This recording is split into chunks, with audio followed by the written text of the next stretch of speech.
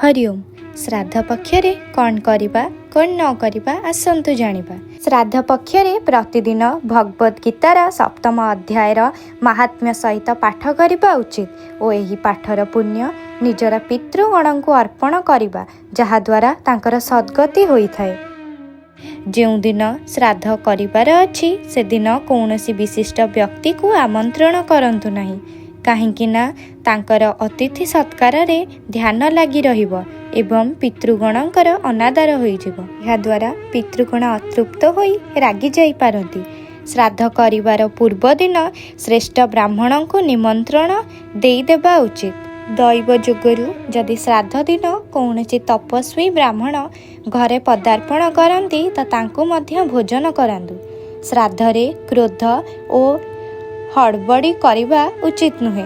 भोजन कराइबा समय रे मधुर वाणी रे कहिबा उचित कि हे महानुभव, एबे आपण माने निज इच्छा अनुसार भोजन करंतु।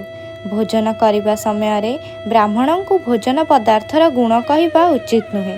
रसुण, गाजर, पियाज आदि श्राद्ध कर्म रे निषिद्ध अटे।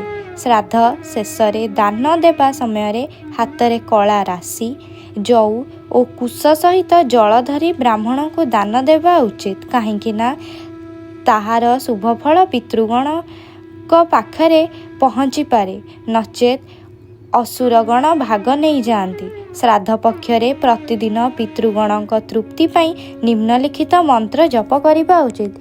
देवताभ्य पितृवश्च महायोगिभ्य एव च नमः स्वाध्याय स्वाहाय नित्यमेव भवन्त्युतः।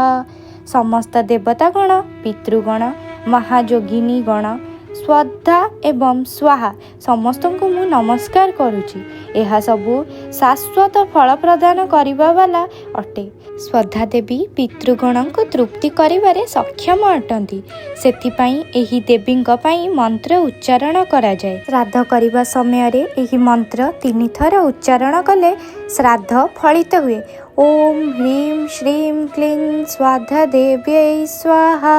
जिए जानत अजाणतरे रही जाइछंती, जहांक मृत्युर तिथि जणा नहीं, तांकर मध्य श्राद्ध तर्पण सर्वपितृ अमावास्या दिन होइथाय।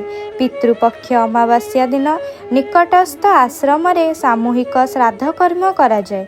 निज घरे सबु गुरुजन को कहिबा कि आश्रम जाई पितृंक सद्गति हेतु सामूहिक श्राद्ध कर्म रे भाग नियंतु।